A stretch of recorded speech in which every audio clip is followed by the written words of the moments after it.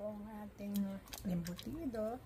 Maglagay lang po tayo ng sibuyas at saka ito, lagyan natin itong butter. Pag napakulo na, lagyan na natin ng kulo na natin ng embutido.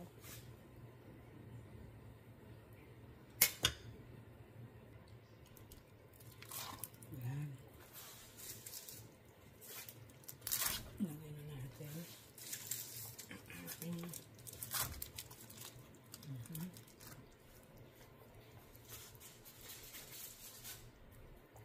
Ito yung mga may sweet pickles at saka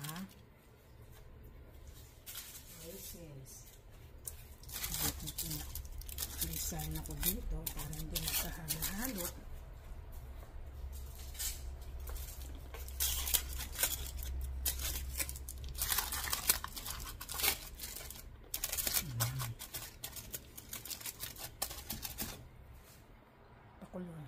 Pakulo po natin ito ng 1 hour.